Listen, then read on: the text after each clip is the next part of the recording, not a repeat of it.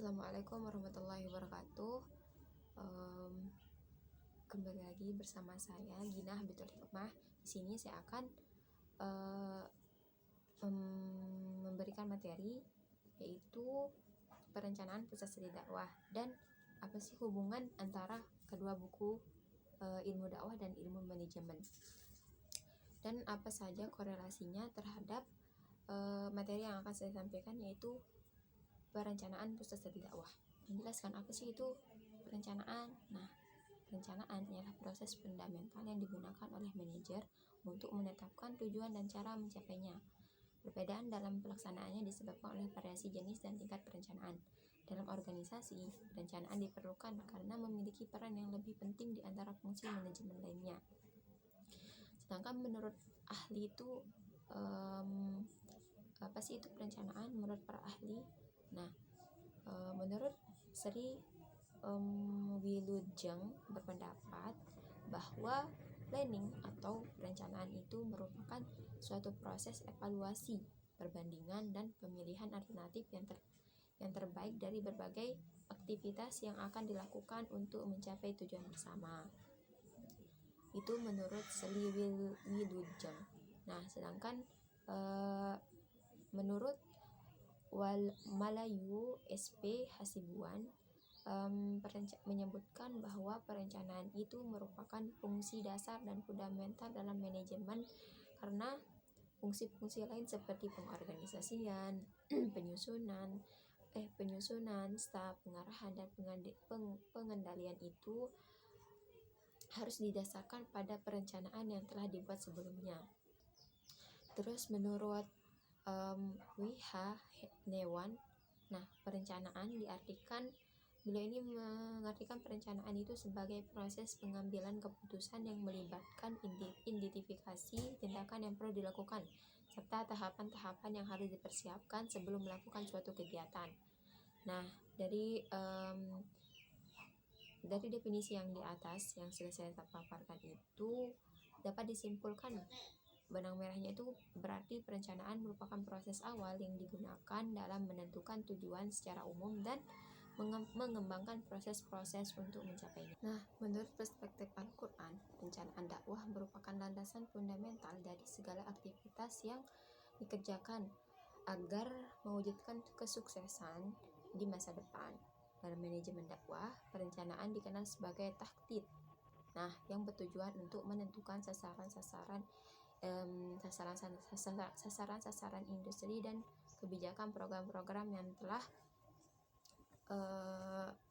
program-program serta metode-metode untuk mencapainya. Nah, proses perencanaan ini juga mencakup pengembalian keputusan di mana terdapat pilihan di antara berbagai alternatif.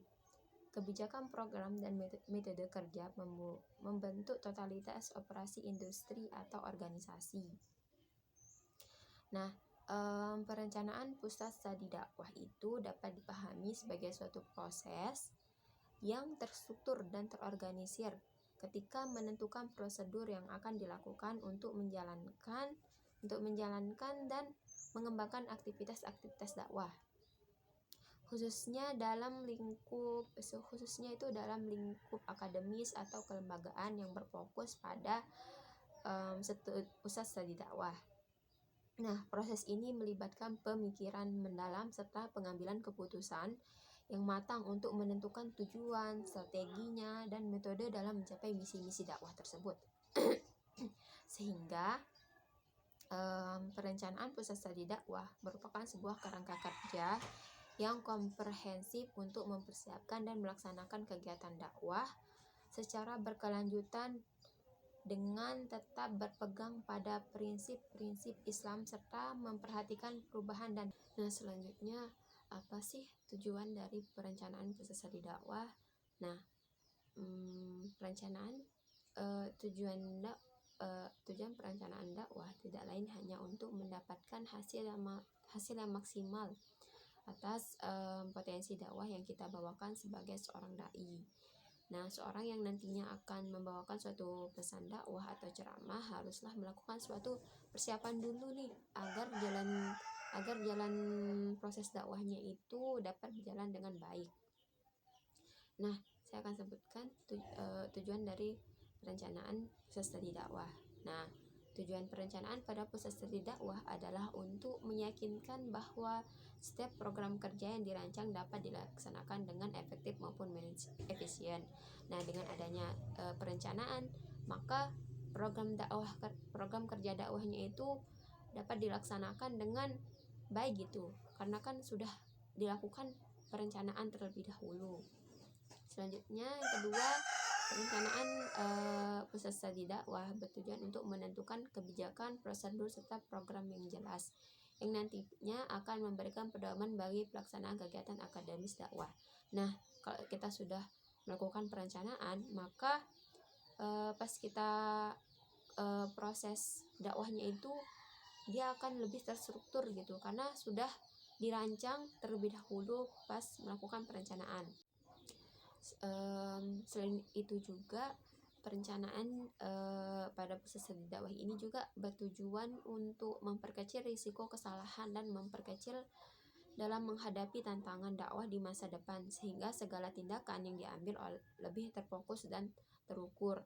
Nah, kalau kita sudah melakukan perencanaan terlebih dahulu ketika melakukan suatu acara atau kegiatan maka apa aja yang menjadi risikonya itu, maka kegiatan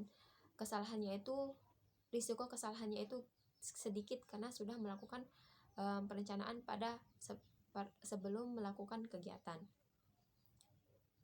Itu merupakan yang saya sebutkan itu merupakan tujuan dari proses perencanaan pusat studi dakwah. Apa sih fungsi-fungsi dari pusat studi dakwah?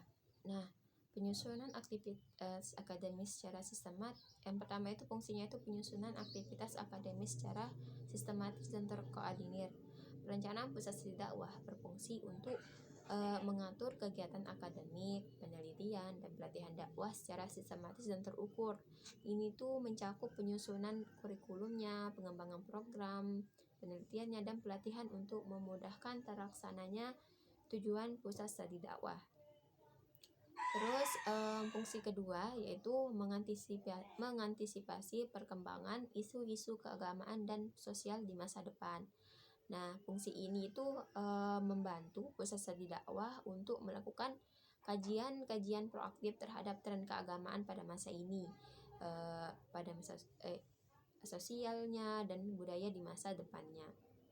Dengan demikian, pusat studi dakwah ini dapat mempersiapkan apa saja strategi dakwah yang sesuai dengan tantangan dan perubahan yang akan datang.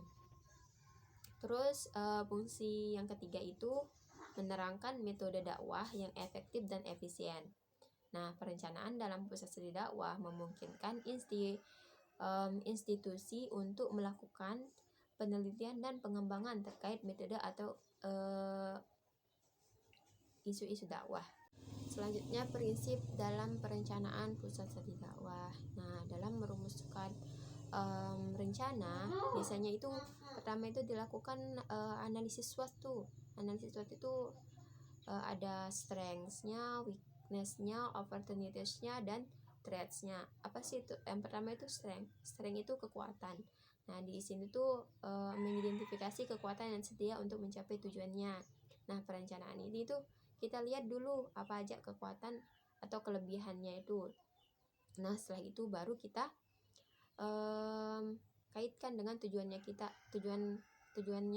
makanya. Terus setelah itu dapat kita ketahui apa aja kekuatan dan kelebihan dari pusat studi dakwah. Terus yang kedua itu ada weakness. Weakness itu kelemahan. Nah, kita cari dulu apa sih itu, kita cari dan merumuskan gitu kelemahan yang ada di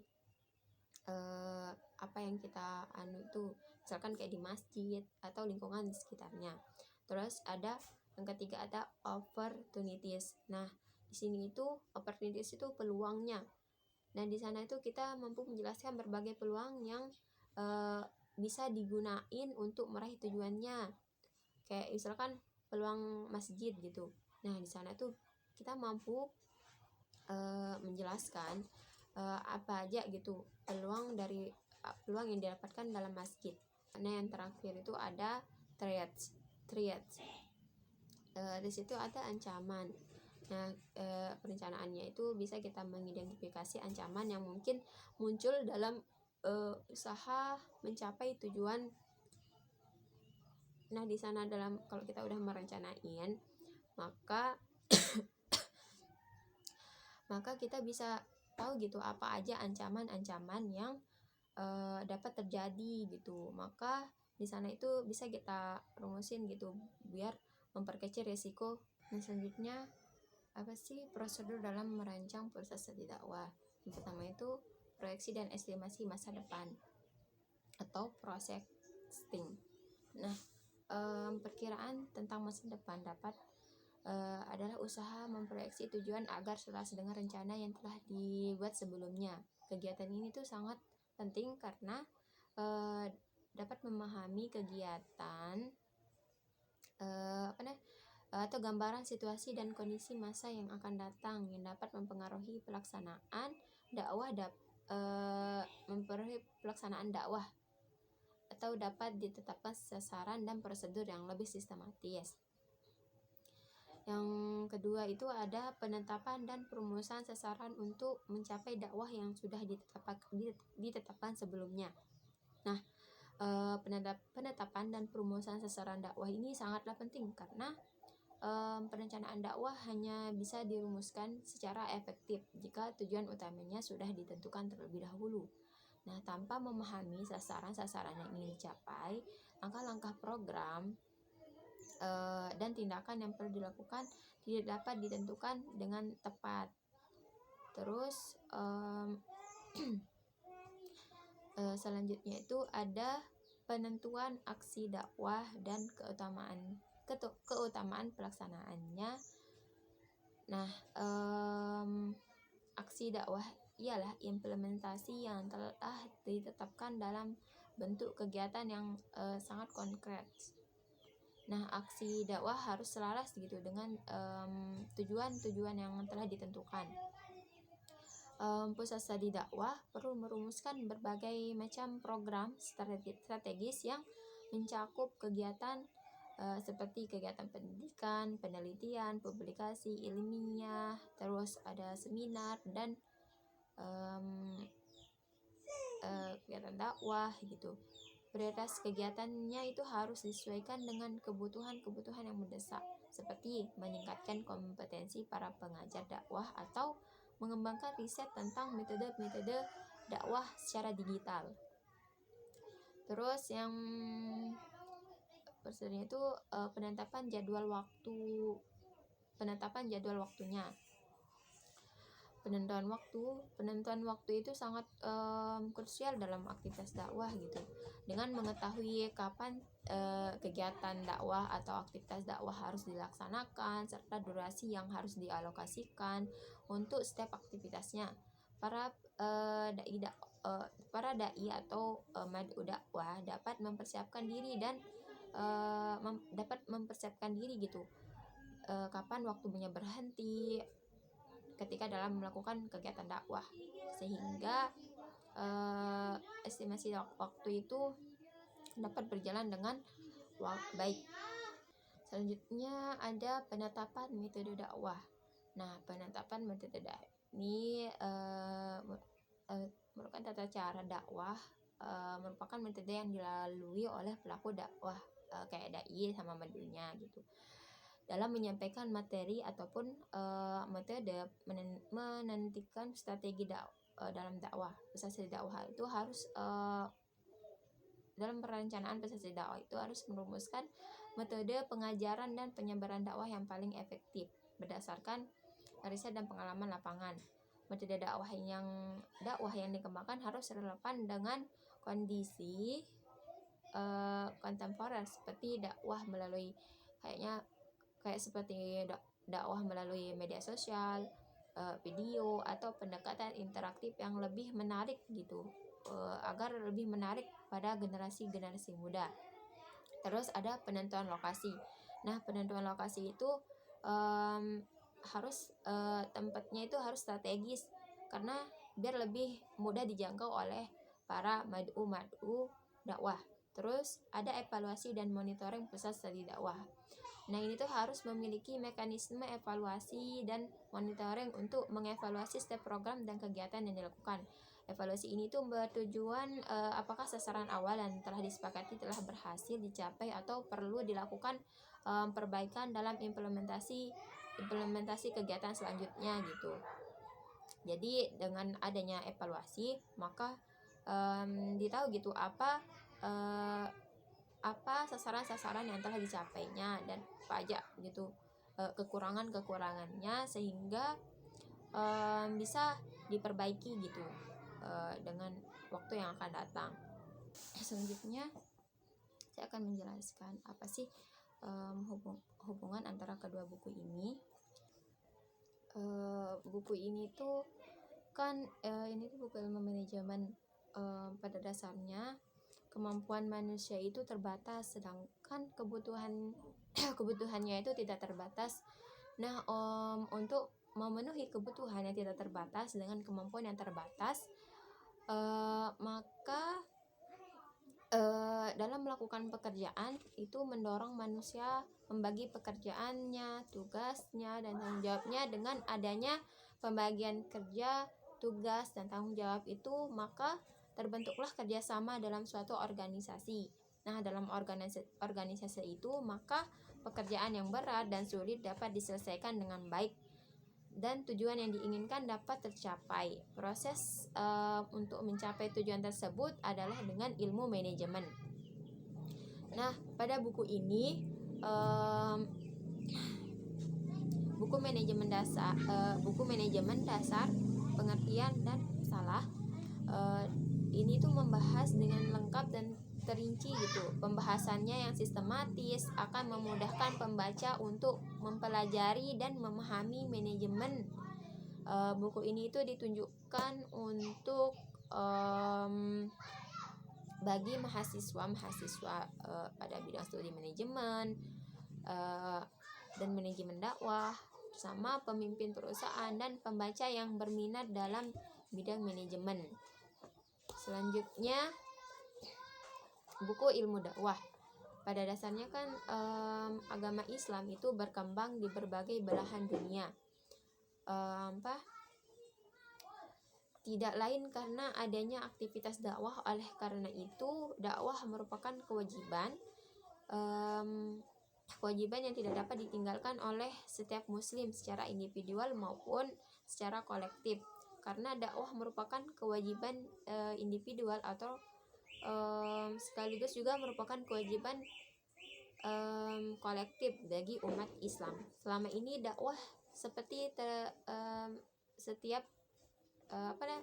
dakwah ini, aktivitas dakwah Islam seakan itu berjalan di tempat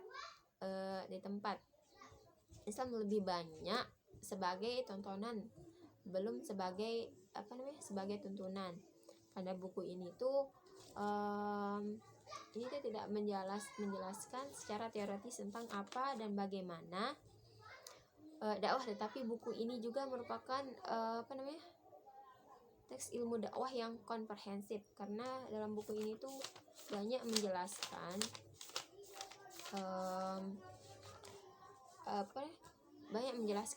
apa saja metode-metode dakwah, strategi dakwah, terus dasar hukumnya, sejarahnya, pokoknya sangat banyak. Jadi apa sih korelasinya antara kedua buku ini? Korelasi itu kan hubungan. Nah, hubungan ilmu manajemen dan ilmu dakwah itu yaitu saling melengkapi, karena dengan adanya ilmu manajemen dalam menyampaikan ilmu dakwah, maka pada proses dakwah dapat terstruktur gitu. Dan dengan adanya manajemen yang baik, dalam proses dakwah, maka pembinaan kerjasama akan serasi dan harmonis sehingga tujuan dari dakwah dapat tercapai secara efektif dan efisien, dan semua proses-proses kerjanya itu dapat terstruktur karena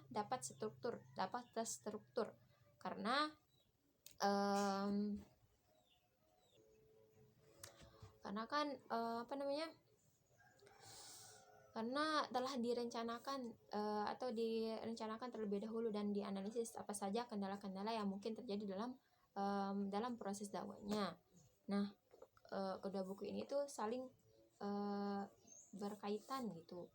Maka ini tuh cocok banget dibaca sama para mahasiswa manajemen dakwah, karena ini tuh bisa digabungkan dan dapat ilmu manajemennya dan kita dapat ilmu dakwahnya. Nah, selanjutnya apa sih korelasinya atau hubungannya dengan perencanaan pusat studi dakwah? Itu materi yang saya sampaikan terlebih dahulu tuh. Karena kan dalam buku ini tuh membahas bagaimana cara perencanaan yang baik, mulai dari pengertiannya, jenis dan keuntungan, bagaimana cara perencanaan yang baik. Dan pada buku ilmu dakwah ini tuh membahas strategi apa saja metode dakwah, strategi dakwah, pentingnya manajemen dakwah, dan banyak lagi yang dibahas gitu. Sehingga kedua buku ini itu saling berhubungan apabila kita mempelajari kedua buku ini, karena kita dapat ilmu baik itu tentang manajemen maupun dakwah secara leluasa. Dan buku ini saya sangat rekomendasiin terutama kepada jurusan manajemen dakwah, karena para mahasiswa yang ingin belajar tentang ilmu manajemen dan ilmu dakwah. Dan di sini tuh membahas tentang perencanaan dan rencana. Di sini lengkap gitu pada halaman 91. Itu saja materi-materi yang dapat saya sampaikan. Apabila ada kekurangan dan mohon dimaafkan. Dan jangan lupa untuk membaca buku,